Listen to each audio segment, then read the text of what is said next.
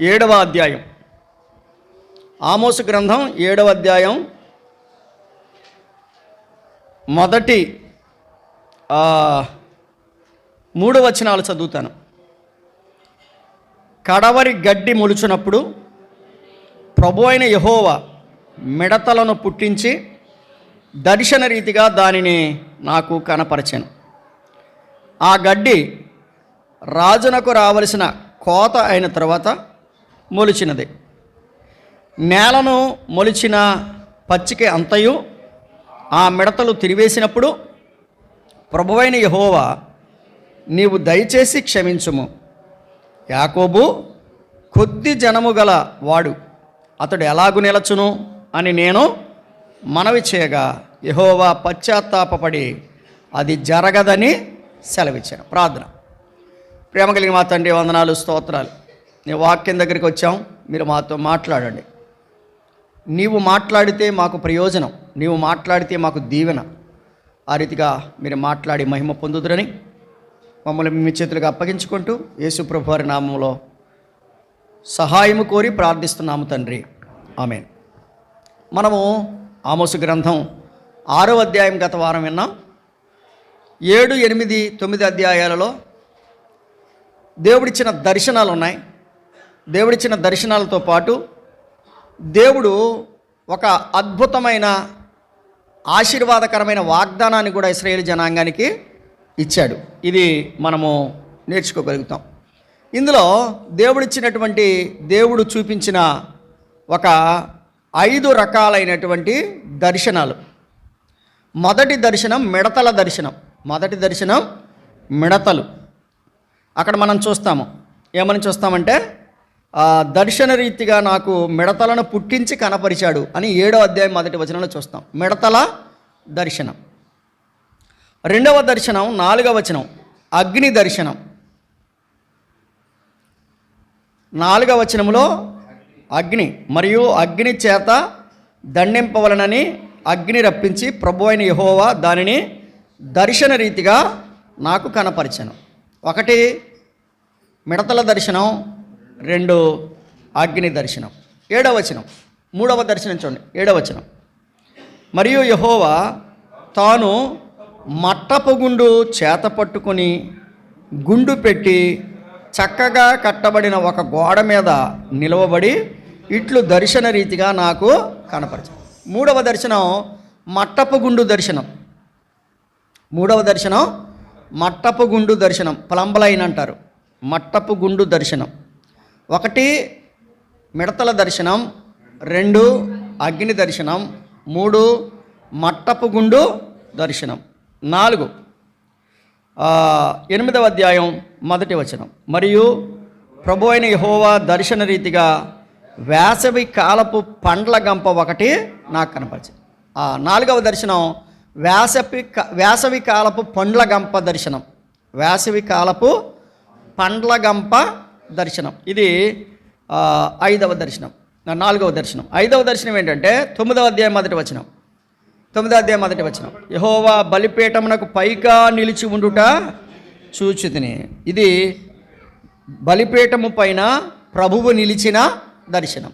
బలిపీఠము పైన ప్రభువు నిలిచిన దర్శనం. కాబట్టి 1 మిడతల దర్శనం, 2వది అగ్ని దర్శనం, 3వది మట్టపు గుండు దర్శనం, 4వది వేసవి కాలపు పండ్ల గంప దర్శనం, 5వది బలిపీఠము పైగా ప్రభువు నిలిచి ఉండిన దర్శనం.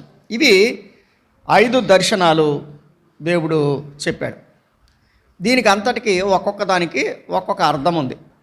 ఒకటి ఏంటంటే మిడతల దర్శనం. ఏంటంటే ఇది మిడతలు వచ్చి ఏం పాడు చేసినాయి? పంట పాడు చేసినాయి. పంట పాడు చేస్తే ఏ వ్యవస్థ దెబ్బతింటుంది? ఫుడ్ ఆహార వ్యవస్థ దెబ్బతింటుంది. ఆహార వ్యవస్థ దెబ్బతింటే ఇప్పుడు మనం పండించుకున్నదంతా మనమే తినేస్తున్నామా? కొంత దాచుకుంటున్నాం, కొంత అమ్ముకుంటున్నాం. అంటే దేశము ఆర్థికంగా దెబ్బతింటుంది అని చెప్పాడు. మిడతల దర్శనం చెప్పేది ఏంటి? ఎకనమిక్ డివాస్టేషన్ అంటారు దాన్ని. ఎకనమిక్ డివాస్టేషన్ అంటే ఏంటంటే ఆర్థికంగా దేశం దెబ్బతినబోతుంది అని చెప్పాడు. రెండవది అగ్ని దర్శనం అంటే దేశం మీదకి అగ్ని రాబోతుంది, అంటే తీర్పు రాబోతుంది. అగ్ని దేనికి గుర్తు? తీర్పు. తీక్షణమైన అగ్ని దేశం మీదకి రాబోతుంది అని చెప్పాడు. అది రెండవ దర్శనం యొక్క అర్థం. మూడవ దర్శనం అర్థం ఏంటంటే మట్టపు గుండు. మట్టపు గుండు దర్శనం ఏంటంటే దేవుడు ప్రజలను ఏం చేయబోతున్నాడంటే పరిశీలించబోతున్నాడు. దేవుడు ప్రజలను ఏం చేస్తున్నాడు? మట్టపు గుండు ఏం చేస్తారు? తాపి మేస్త్రి ఉంటాడు, బేల్దారు అంటారు. బేల్దారు లేక తాపి మేస్త్రి. తాపి మేస్త్రి ఏం చేస్తాడు? గోడ కట్టాక గోడ తూకానికి ఉందో లేదో చూస్తాడు. ఇక్కడ మన మందిరం కట్టేటప్పుడే ఒక కుర్రోడు, కొత్తగా నేర్చుకునే కుర్రోడు పనికి పెట్టి వెళ్ళాడు, లక్ష్మణరావు. వెళ్ళినప్పుడు ఆడికి తేడాగా కట్టాడని సాయంత్రానికి వచ్చి తనేహాడు దాన్ని. ఆ గోడ కొంచెం డొప్పగా వచ్చిందని గెంటేహాడు దాన్ని. కట్టేసి మళ్ళీ కట్టమన్నాడు అన్ని. సాయంత్రం నువ్వు కట్టి వెళ్ళాలిదండి అన్నాడు. గోడ సరిగా ఉందో లేదో ఏం చెప్తుంది? మట్టపు గుండు చెప్పుద్ది. మనం కూడా సరిగ్గా ఉన్నామో లేదో దేవుడు మట్టపు గుండు వేస్తాడు. ఆయన మట్టపు గుండు వేసిన తర్వాత మనం సరిగా లేవనుకోండి, ఇప్పుడు రమేష్ లాంటి వాళ్ళు వీళ్ళందరూ ఏం చేస్తున్నారు? స్పిరిట్ లెవెల్ వాడేస్తున్నారు. స్పిరిట్ లెవెల్ అలా పెట్టారనుకోండి, స్పిరిట్ లెవెల్గా ఉందా లేదా తెలిసిపోద్ది. ఏసీ వర్కర్లు వీళ్ళందరూ స్పిరిట్ లెవెలే వాడతారు. ఆటోమేటిక్గా ఆ ఐటెం ఫిట్ చేసేటప్పుడు ఆ లైన్ సరిగా ఉందా లేదా. కాబట్టి మట్టపు గుండు దర్శనం దేని చూపిస్తుంది అంటే దేవుడు మనలను సరిచూస్తాడు. దేవుడు మనల్ని సరిచూస్తాడు. దేవుడు సరిచూస్తాడు అనడానికి మట్టపు గుండు దర్శనం. తర్వాత వేసవి కాలపు పండ్ల గంప. ఇశ్రాయేలీల యొక్క పాపము పండింది. ఇశ్రాయేలీల యొక్క పాపము పండ్ల గంప అంటే ఏంటి? పండిపోయిన పళ్ళే కదా కోసేది. కటికాయలు కోసేస్తారా? ఇశ్రాయేలీల పాపం ఏమైంది? పండింది. పండ్ల గంప అంటే ఇశ్రాయేలీల పాపము అయింది. రైపెన్ ఫ్రూట్ అంటాం. రైపెన్ ఫ్రూట్ అంటే పండిపోయిన పండు. కాబట్టి పండిపోయిన పండుని ఏం చేస్తాం? కొయ్యన్నా కోస్తాం, పడన్నా పడిపోద్ది. నువ్వు కోస్తే సరే, లేదంటే అది రాలిపోద్ది. అంటే దాని అర్థం ఏంటంటే పాపము పరిపక్వం అయిపోయింది. ఏమైపోయింది? కాబట్టి ప్రభు ఇప్పుడు 5వ దర్శనంలో బలిపీఠము పైన కనపడుతున్నాడు. ఏం చేస్తున్నాడు ఆయన? బలిపీఠము పైన కనపడుతున్నాడు. బలిపీఠం పైన కనపడడం అంటే ఇన్ఎస్కేపబుల్ జడ్జిమెంట్ అంటారు దాన్ని. ఇన్ఎస్కేపబుల్ జడ్జిమెంట్ అంటే తప్పించుకోలేని తీర్పు. ప్రభు ఎక్కడున్నాడు?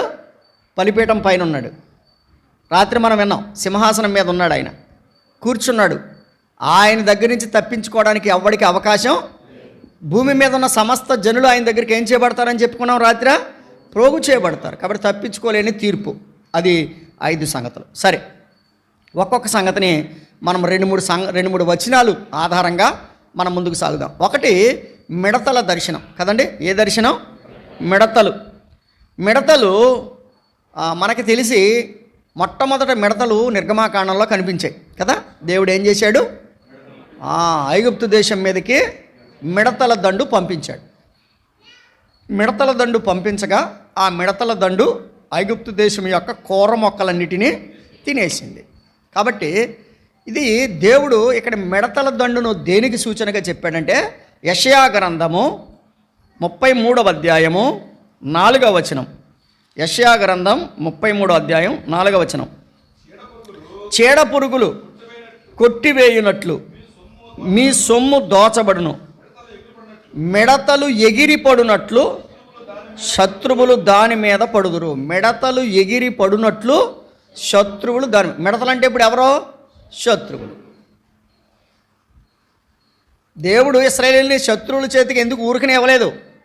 వాళ్ళ పాపం ఏమైంది? పండిపోయింది. వారి పాపం పండింది కాగా కనుక మిడతలు అనేటువంటి శత్రువులను దేవుడు అక్కడ అనుమతించాడు. యోవేలు గ్రంథంలో చెప్తాడు కదా, మిడతలు తినివేసిన దాన్ని మరలా నేను తిరిగి ఇస్తాను అంటాడు. అనుమతించేవాడు ఆయనే, మరలా తిరిగి ఇచ్చేవాడు ఆయనే. యోబు జీవితంలో అనారోగ్యాన్ని అనుమతించిన వాడు ఆయనే, మరలా తిరిగి ఆరోగ్యాన్ని ఇచ్చినవాడు ఆయనే. కాబట్టి ఆయనకి అసాధ్యమైంది ఏది లేదు. కాబట్టి ఇక్కడ మిడతలు అంటే శత్రువులు ఏం చేస్తారు? ఎగిరి వస్తారంట. ఎలా వస్తారు? ఎగిరి వస్తారు. ఎగిరి వచ్చి మొత్తం అంతా శుభ్రంగా తినేసి వెళ్ళిపోతాకే వస్తే దేవుడు ఆ సమయంలోనైనా ప్రజలు దేవుని వైపు మొర్ర పెడతారని ప్రభు చూస్తున్నాడు. 7వ అధ్యాయము 2వ వచనం. నేలను మొలిచిన పచ్చిక అంతయు ఆ మిడతలు తినివేసినప్పుడు ప్రభు అయిన యెహోవా, విన్నారా? ప్రభు అయిన యెహోవా దయచేసి అంటే ప్రభు అయిన యెహోవా అన్నారు అంటే నాయనా ఈ ఈ ఈ ఈ పరీక్ష మా మీదకి రావడానికి మేము తప్పు చేసాము నాయనా. ప్రభు అయిన యెహోవా దయచేసి క్షమించుము. ఆ మాట అనాలి మనం. అర్థమవుతుందండి? ఏమనాలి మనం? దయచేసి క్షమించుము.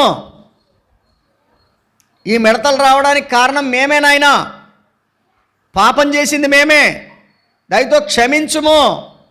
ఈ శత్రువు మా మీదకి రావడానికి గల కారణం మేమే, దయతే క్షమించుము అని చెప్పి జనాంగం అంతటి కొరకు ప్రార్థన చేస్తున్నాడు. చూడండి ఏమని? యాకోబు కొద్ది జనము గలవాడు, అతడు ఎలాగూ నిలిచును నాయనా. నువ్వు ఎలాగ శత్రువుని పంపిస్తే యాకోబు ఇంకెలా నిలబడతాడు? యాకోబు 12 గోత్రాలు ఎలా నిలబడతాయి నాయనా? క్షమించు నాయనా. నువ్వు ఆ వస్తున్నటువంటి ఆ భయంకరమైన తీర్పు నుంచి మమ్మల్ని తప్పించు ప్రభువా, క్షమించు ప్రభువా అన్న అడుగుతున్నాడు. ఏమని అడుగుతున్నాడు అంటే నాయనా యాకోబు కొద్ది జనము గలవాడే, అతడు ఎలా నిలబడతాడు? నీ తీర్పు ముందు అతడు నిలబడడానికి సరిపోతాడా అని అన్నప్పుడు ప్రభువు ఏమన్నాడు చూడండి. ప్రభు ఏమన్నాడు చూడండి. అని మనవి చేయగా యెహోవా పశ్చాత్తాపపడి అది జరగదని ఎప్పుడు? క్షమాపణ కోరుకున్నప్పుడు. అర్థమవుతుందండి? ఎప్పుడు? ఆల్రెడీ తీర్పు వచ్చిందా లేదా? వచ్చింది. తీర్పును బట్టి ప్రజలందరూ ఏం కోరుకున్నారు? దేవుణ్ణి క్షమాపణ కోరుకున్నారు. క్షమాపణ కోరుకుంటే ప్రభు ఏం చేశాడు? ప్రభువు పశ్చాత్తాపడ్డాడు. ప్రభు పశ్చాత్తాపడి అది జరగదు అన్నాడు. అని దాని అర్థం ఏంటంటే నీవు పశ్చాత్తాపడితే నీ మీదకి వస్తున్నటువంటి శాపము రాకుండా ఆగిపోతుంది. నీవు పశ్చాత్తాపడితే నీ మీదకి వస్తున్నటువంటి భయంకరమైనటువంటి క్రోధము కోపము రాకుండా ఆగిపోతుంది. నువ్వు చేయాల్సిందల్లా ఏంటంటే ప్రభువా నన్ను క్షమించమని అడగాలి. ఒకసారి అలాగే జరిగింది. దావీదుకి ఒక కాస్తంత గోరోజనం పెరిగింది. దావీదుకి యోవాబుతో అన్నాడు, దావీదు జనాలను లెక్కించన్నాడు. ఏమన్నాడు? జనాలను లెక్కించన్నాడు. అంటే నేను కదా ఇన్ని యుద్ధాలు చేసేసాను, ఇంతమందిని నేను జయించేశాను అనేటువంటి ఒక రకమైనటువంటి ఈగోనెస్ అంటారు. ఈగో ఒక పెరిగిపోయి అన్నాడు జనాలు లెక్కించమంటే యోవాబు అక్కడికే అన్నాడు, నాయనా కోట్ల మంది ఉన్న వాళ్ళందరూ నీ జనమే కదా, ఎందుకంటే కుదరదు లెక్కించన్నాడు.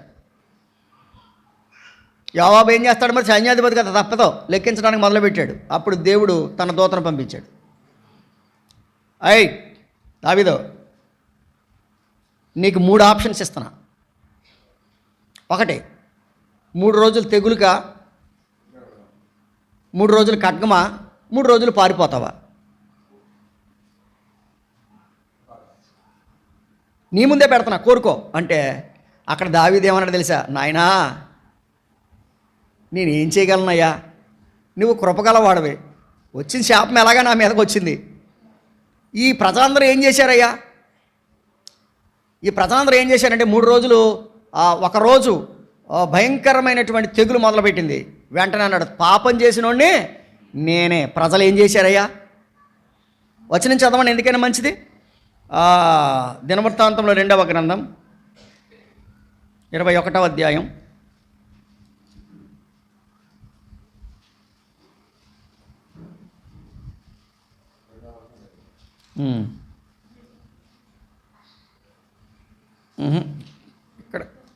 24 సమూయేలు గ్రంథం అండి, అది 24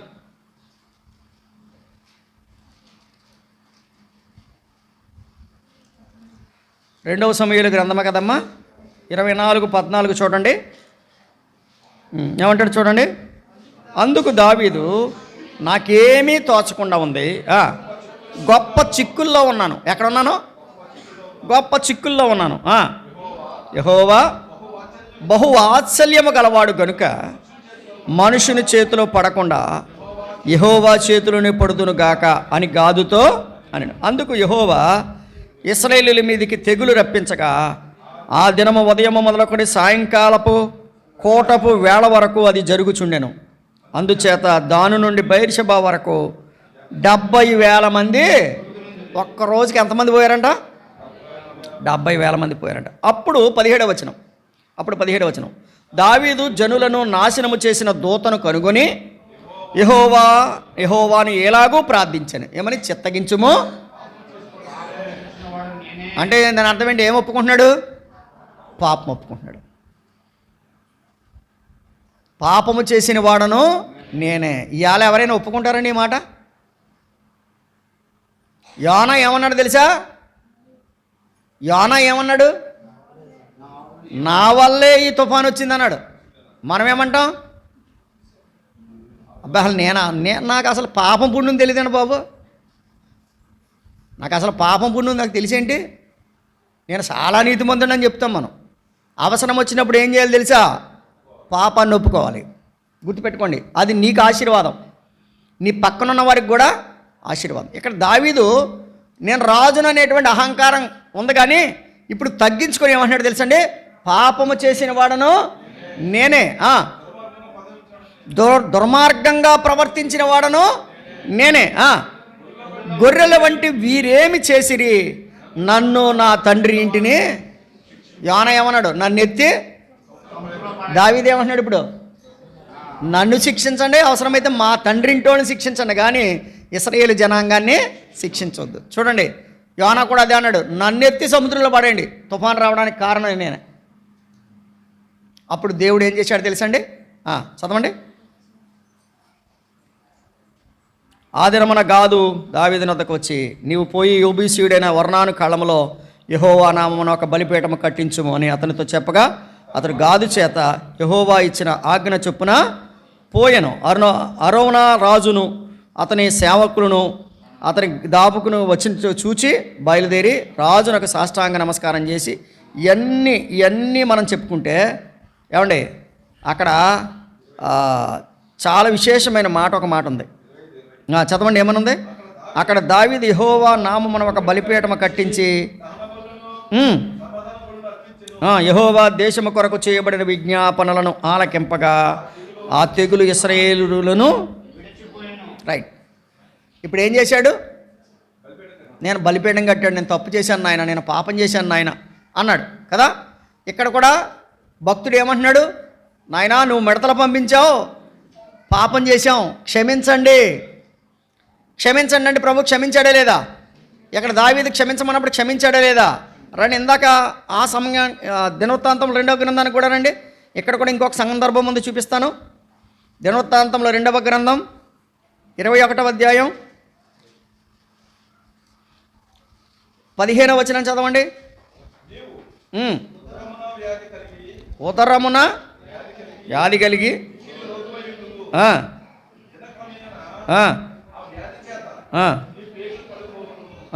ఇక్కడ చెప్తూ ఇక్కడ కూడా ఒక మాట ఉంటుంది. ఏమని ఉంటుందంటే, ఏలియా యెహోషాపాతుతో చెప్తూ ఉంటాడు, లేక మొదటి గ్రంథం అనుకుంటాం. ఇక్కడ చాలును అనే మాట ఉంటుందండి, నేను మరిచానది. రైట్, 21 మొదటి గ్రంథం 21 మొదటి గ్రంథం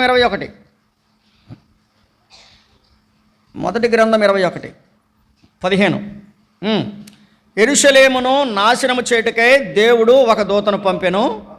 అతడు నాశనము చేయబోచుండగా యెహోవా చూచి ఆ చేటు విషయమై సంతాపం ఉంది, నాశనము చేయి దూతతో చాలు. ఏమన్నాడండి? చాలును, ఇప్పుడు నీ చెయ్యి ఆపుమని సెలవీయగా ఆ దూత యెబూసీయుడైన ఒర్నాను కళ్ళమునొద్ద చాలును. పశ్చాత్తాపపడి ప్రార్థించినప్పుడు ప్రభు ఏమన్నాడు? చాలు, నేను పంపిస్తున్నటువంటి తెగులు ఇంకా 2 రోజులు అంత తెగులు. గుర్తుపెట్టుకోండి, ఆల్రెడీ ఒక రోజు తెగులుకి ఎన్ని వేల మంది చచ్చిపోయారు? 70,000 మంది చచ్చిపోయారు. ఆ 70,000 మంది ఇంకొక 2 రోజులు అయితే ఇంకెన్ని వేల మంది చచ్చిపోతారో చూడండి. అయితే 21,000 మంది పోవాలి ఇంకా అక్కడ. లెక్కది. రోజుకి 70,000 మంది పోయారు. మరి నెక్స్ట్ డే మరి ఎంతమంది పోతారో తెలీదు. ఈ లోపలనే దావీదు ఏం చేశాడు? పశ్చాత్తాపడ్డాడు, క్షమించమని అడిగాడు, బలిపీఠం కట్టాడు. ప్రభువా క్షమించంటే వెంటనే దేవుడు అన్నాడు చాలు. ఆమోసు గ్రంథం చెప్పే మాట అదే కదా. రండి, ఆమోసు గ్రంథం 7వ అధ్యాయం 2వ వచనం ఆఖరి లైన్. యెహోవా పశ్చాత్తాపపడి అది జరగదని. ఎప్పుడు? మనం పశ్చాత్తాపడితే ఆయన పశ్చాత్తాపడతాడు. మనం క్షమాపణ కోరుకుంటే ఆయన క్షమాపణ కోరుకుంటాడు, ఆయన క్షమిస్తాడు.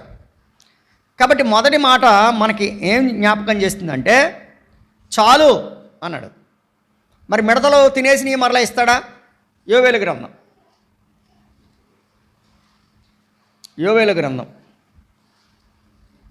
2వ అధ్యాయం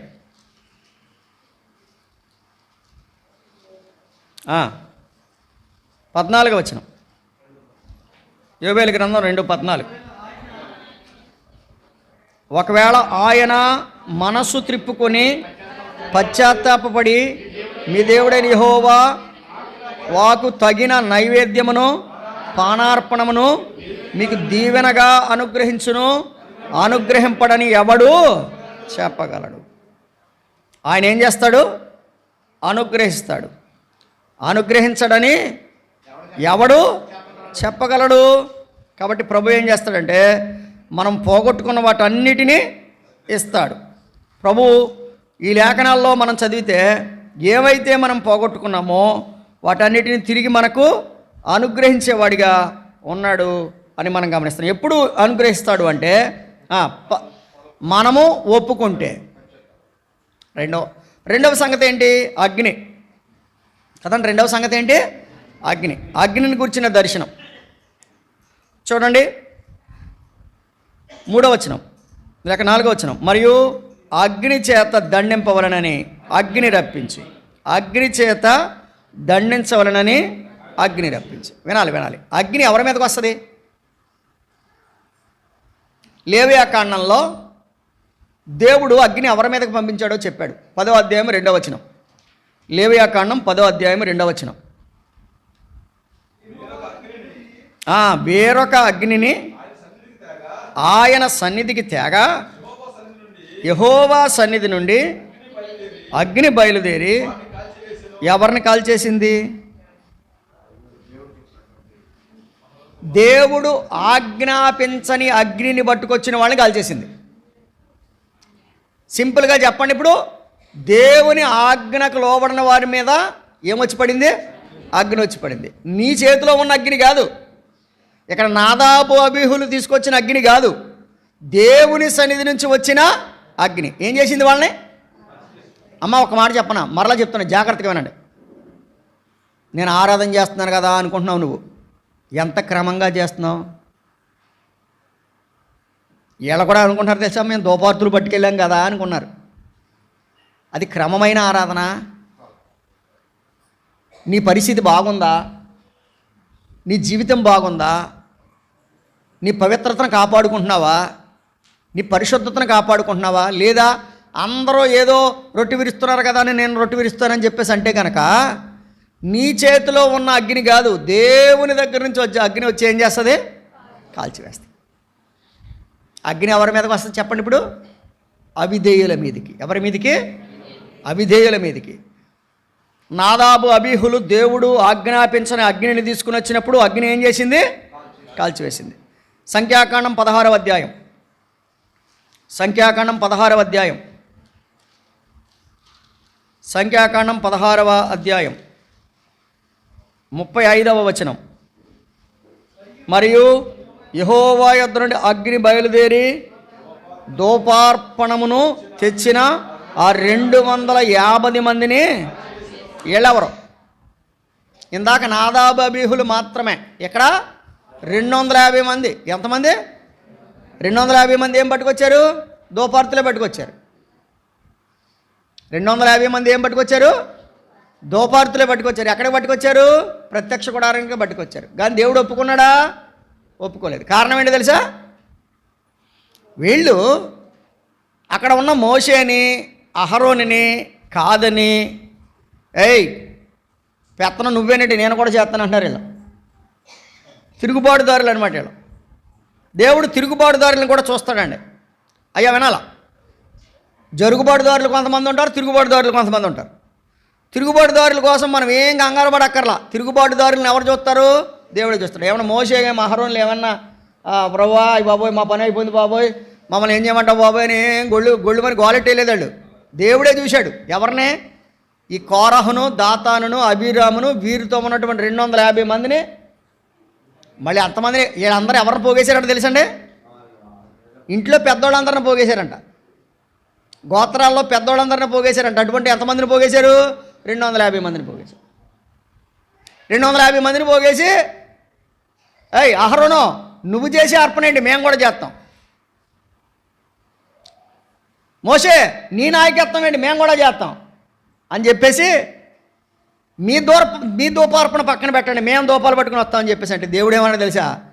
ఆ దుష్టుల గుడారాల నుంచి పక్క తప్పుకోండి అన్నాడు. ఇంతకు వాళ్ళ ధూపం దేవుడికి ఇష్టమైందా? చూడండి ఏమని 16వ అధ్యాయం 26వ వచనం. అతడు ఆ దుష్టుల గుడారముల యొద్ద నుండి తొలగిపోడు, మీరు వారి పాపములన్నిటిలో పాలివారై నశింపక ఉండినట్లు వారికి కలిగినదేది ముట్టకూడని ఆ సమాజముతో నేను. గమనిస్తున్నారా? వాళ్ళందరూ 30వ వచనంలో ప్రాణముతో పాతాళములో కూలిపోయారు. ఏమైపోయారు? ప్రాణముతో పాతాళములో. గమనించాలి, ఇక్కడ నాదాబు అబీహులు దేవునికి ఇష్టము కాని అర్పణ, అంటే దేవుడు ఆజ్ఞాపించని అర్పణ తెచ్చారు. ఇక్కడ కోరహు, దాతాను, అబీరాముతో పాటు 200 మంది తిరుగుబాటు అర్పణ తెచ్చారు. ఏ అర్పణ ఇది? తిరుగుబాటు అర్పణ. నువ్వు ఎవడ మీద తిరగబడుతున్నావు? మనిషి మీద. మనిషి ఎవడండి? ఇవాళ ఉంటాడు, రేపు పొద్దున పోతాడు. అక్కడ మనం గౌరవించాల్సింది ఏ నామాన్ని? దేవుని నామాన్ని. అది గమనించాలి. ఇప్పుడు మామూలుగా ఆఫీసుల్లో ఏమంటారంటే సీట్ని గౌరవించమంటారు. ఆఫీసులో ఏమంటారు? ఆ సీట్లో కూర్చున్నవాడు నీకన్నా చిన్నవాడు అవ్వచ్చు, ఆ సీట్లో కూర్చున్నవాడు నీకన్నా తక్కువగా చదివినవాడు అవ్వచ్చు, కానీ ఏం చేయాలంటే వాడిని గౌరవించాలి, ఆ సీట్ని గౌరవించాలి. అలాగే దేవుని నాయకత్వాన్ని గౌరవించాలి, దేవుని సేవకులను గౌరవించాలి, పెద్దలను గౌరవించాలి. అయ్ నువ్వేంటి నువ్వు తప్పుకో, నువ్వేంటి నీవు తప్పుకో అని అంటే కనుక ఎవ్వరికి ఏమి నష్టం కలగదు, అన్నవాడికే నష్టం కలుగుద్ది. కాబట్టి మనకు బైబిల్ చెప్పేది తెలుసండి, అగ్ని ఎక్కడి నుంచి వచ్చిందో తెలుసా? ఆజ్ఞాపించని దోపార్తులు పట్టుకొస్తే, లేదా తిరుగుబాటుతనంతో దోపార్తులు పట్టుకొస్తే అగ్ని వారిని ఏం చేసింది? కాల్చివేసింది. ద్వితీయోపదేశకాండం 32వ అధ్యాయం. ద్వితీయోపదేశకాండం 32వ అధ్యాయం 22వ వచనం. నా కోపాగ్ని రగులు కొనును, పాతాళాగాధము వరకు అది దహించును. ఎంతవరకు అంట?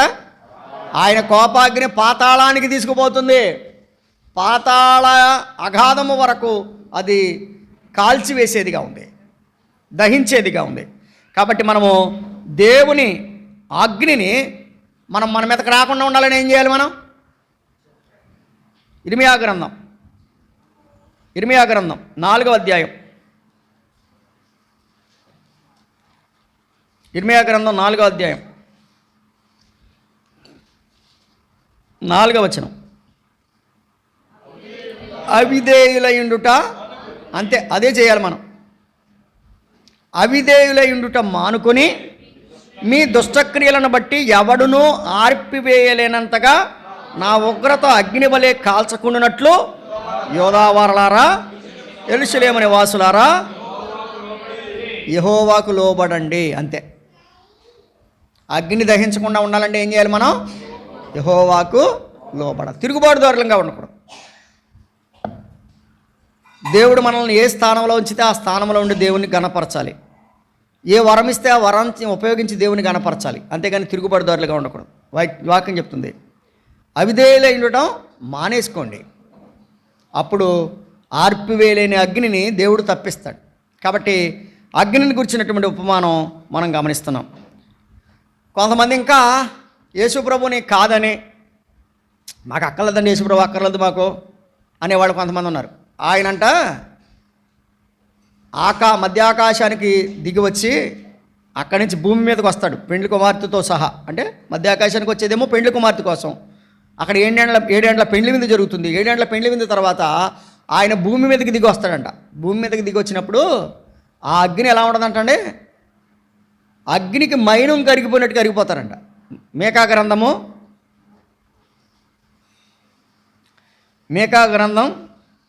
1వ అధ్యాయం 4వ వచనం, పేజీ నెంబర్ 764. ఆయన నడువగా అగ్నికి మైనము కరుగునట్లు పర్వతములు కరిగిపోవును, లోయలు. జాగ్రత్త, ఆయన త్వరగా రాబోతున్నాడు.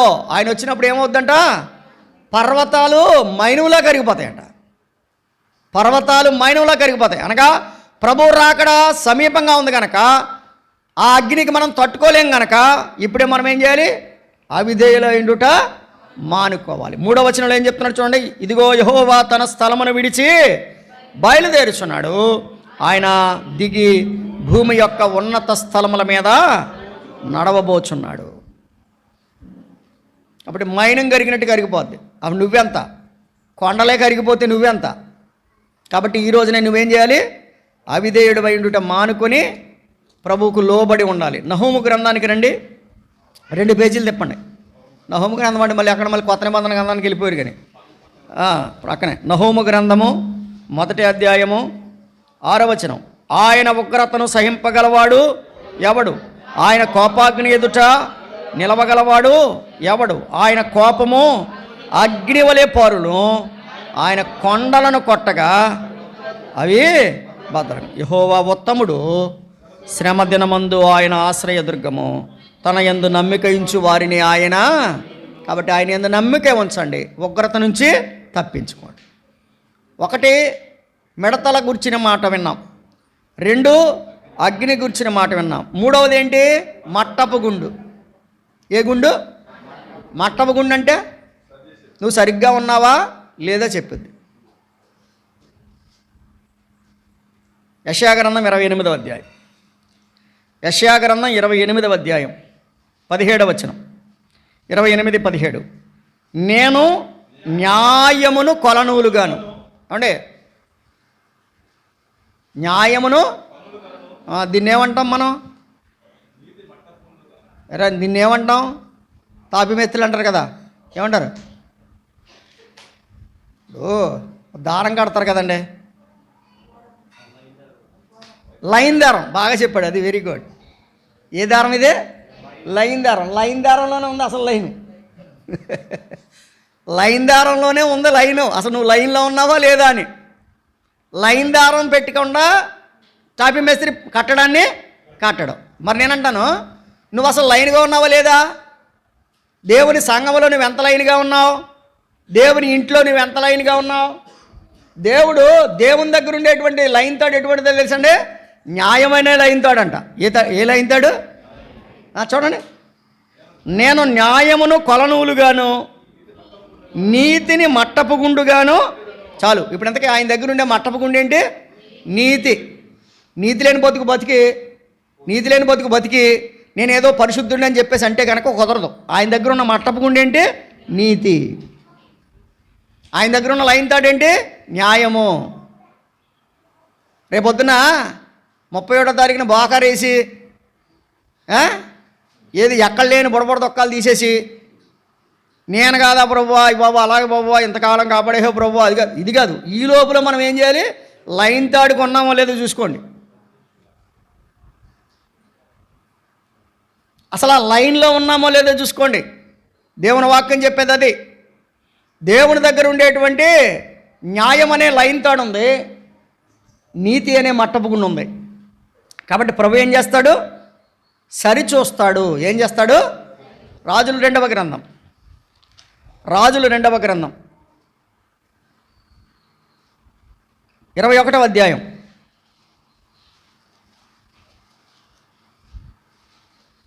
21వ అధ్యాయం 13వ వచనం, నేను షోమ్రోనును కొలిచిన నూలును ఆహాబు కుటుంబకులను సరిచూసిన మట్టపు గుండును యెరూషలేము మీద సాగలాగుదును. ఒకడు పళ్ళెము తుడిచినప్పుడు దానిని బోర్లించి తుడిచినట్లు నేను యెరూషలేమును నేను మట్టపు గుండు వేసినప్పుడు మొత్తం తుడిచేయాలనిపిస్తుంది వీళ్ళందరినీ అంటున్నాడు ఆయన. యెరూషలేమునంట ఏమనిపిస్తుందంట? బోర్లించి తుడిచేయాలనిపిస్తుందంట. బోర్లించి తుడిచేయడం అంటే ఏంటి? అసలు ఎవ్వరు కూడా సరిగ్గా లేరు. నేను ఆహాబు కుటుంబానికి వేసినటువంటి, మరలా చదువుదాన్ని చూడండి, నేను షోమ్రోనును కొలిచిన నూలును ఆహాబు కుటుంబీకులను సరిచూసిన మట్టపు గుండును యెరూషలేము మీద సాగదు. అమ్మా, నిజంగా ఆ మట్టపు గుండె మన మీద ఎత్తే ఏంటి పరిస్థితి? ఆయన మట్టపు గుండె వేస్తే మన పరిస్థితి ఏంటి? ఆయన నూలు సాగలాగితే మన పరిస్థితి ఏంటి? దేవుని వాక్యం చెప్తుంది. అసలు మనం సరిగ్గా ఉన్నామా లేదా, లైన్కి ఉన్నామా లేదా? ఒకడంట అపోస్తుల దగ్గరికి వచ్చాడంట. అపోస్తుల దగ్గరికి వచ్చాడట. దొంగ బాప్తీసం తీసుకున్నాడు అంట. వీడు ఏ బాప్తీసం? దొంగ బాప్తీసాలు కూడా ఉంటాయండి. ఒకసారి, ఒరే నువ్వు ఎలా వచ్చావురా, నీ దగ్గర డబ్బులు లేవు కదంటే దొంగ బండి ఎక్కువ వచ్చాను అన్నాడంట. బండి దొంగదే, ఈడు దొంగడా?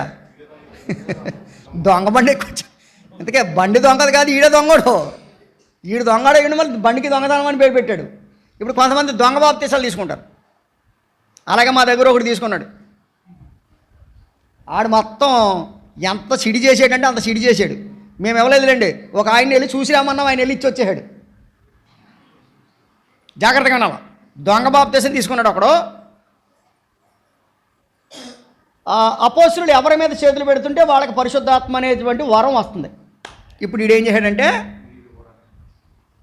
నేను కూడా బాప్తీసం తీసేసుకున్నాను కదా అని చెప్పి ఇంత డబ్బు పట్టుకొచ్చి అపోస్తుల దగ్గర పెట్టి, అయ్యా ఆ వరం ఏదో నాకు ఇవ్వండి అన్నాడు.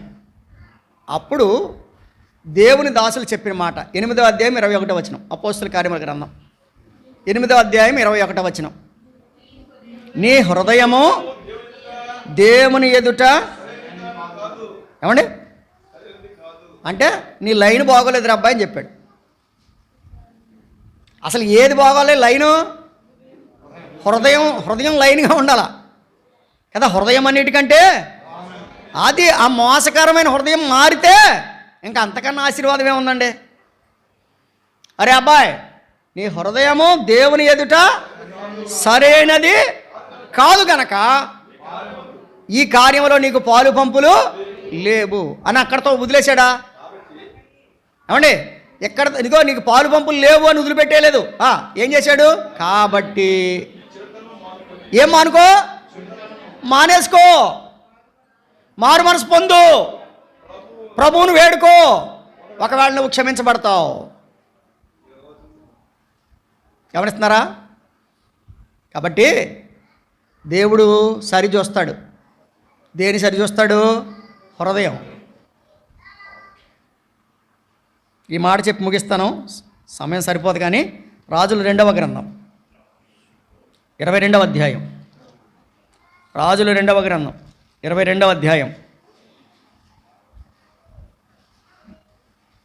1వ వచనం. నాన్నగారు ఎక్కువగా మాట్లాడారు ఈ మాట. యోషియా ఏలన ఆరంభించినప్పుడు 8 ఏండ్ల వాడై యెరూషలేమునందు 31 సంవత్సరములు ఏలెను. అతని తల్లి బస్కతు ఊరివాడగు అదాయాకు కుమార్తె అయిన ఎదీదా. అతడు యెహోవా దృష్టికి యథార్థముగా నడుచుచు ఏం తిరగకూడదంట? కుడికైనను ఎడమకైనను తిరుగక తన పితరుడగు దావీదు చూపిన ప్రవర్తనకు దేవుడు అదే చూస్తాడు. హృదయాన్ని చూస్తాడు, ప్రవర్తన చూస్తాడు. ఇక్కడ దేవుడు దావీదుని ఒక స్టాండర్డ్ కింద పెట్టాడు. దావీదు ఒక స్టాండర్డ్. మిగిలిన రాజులందరినీ ఎవరితో పోల్చాడు తెలుసా? దావీదు నడిచినట్టు నడిచాడు, దావీదు నడిచినట్టు నడవలేదు అని చెప్పాడు. కాబట్టి ఇక్కడ ఈ వ్యక్తిని గురించి వ్రాయబడింది ఏంటంటే, యోషియా 8 ఏండ్ల వాడే రాజ్యానికి వచ్చాడు. అతని తల్లి పేరు వ్రాయబడింది. తర్వాత వాళ్ళ తండ్రి పేరు కూడా వ్రాయబడింది. ఏమండి, ఆమె ఆ బిడ్డను ఎలా పెంచిందో చెబుతూ ఆమె పెంచినటువంటి విధానాన్ని బట్టి ఆ కుమారుడు ఎలా నడిచాడంట, కుడికైనా ఎడమకైనా తిరగకుండా తన పితరుడైన దావీదు ఎలాగైతే నడిచాడో అలా సరిగ్గా ప్రవర్తించాడు అని వ్రాయబడింది. కాబట్టి మనం కూడా ఏం చేయాలంటే చెప్పండి, మన బిడ్డల్ని కుడికైనా ఎడమకైనా తొలగకుండా న్యాయంగా ప్రవర్తించేలాగా మన బిడ్డల్ని పెంచాలి. దినవృత్తాంతాలు 2వ గ్రంథం 34వ అధ్యాయం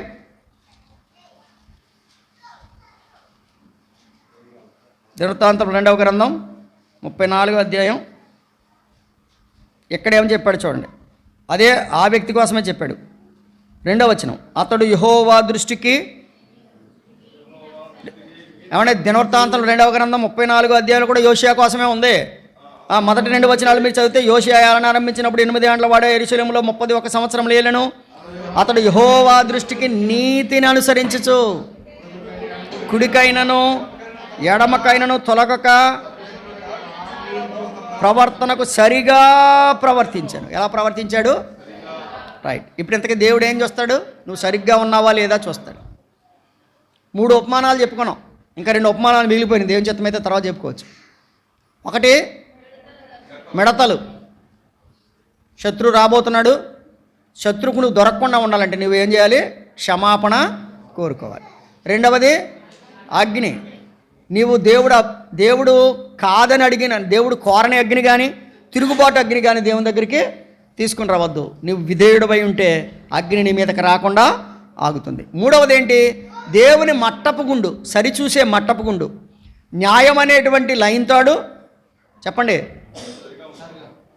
నీతి అనే మట్టపు గుండును వేసి చూస్తాడు. హృదయం ఎలాగుందో చూస్తాడు, ప్రవర్తన ఎలాగుందో చూస్తాడు.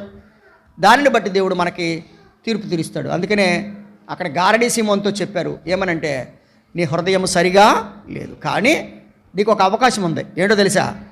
ఇప్పుడైనా నువ్వు మారు మనసు పొందు, పాపక్షమాపణ పొందు, మారు మనసు పొందు, నీ హృదయాన్ని సరి చేసుకో, దేవుడు నిన్ను క్షమిస్తాడు. అలాగున ప్రభువు మట్టపుగుండు మన మీద వేసినప్పుడు మనం ఎలా ఉన్నామో, యోషియాలాగా సరిగా ఉన్నామో లేదో, లేదా గారడీ సీమోన్లాగా సరిగా లేకుండా ఉన్నామో పరిశీలన చేసుకుందాం. దేవుడి మాటలు మన కొరకు దీవించునుగాక. ప్రేమగల తండ్రి, వందనాలు. అందరిలో అన్ని విధాలు కానీ వాక్యాన్ని ఫలింప చేయమని యేసుక్రీస్తు వారి నామములో ప్రార్థించి వేడుచున్నాము తండ్రి. ఆమేన్. అందరికీ వందనాలు.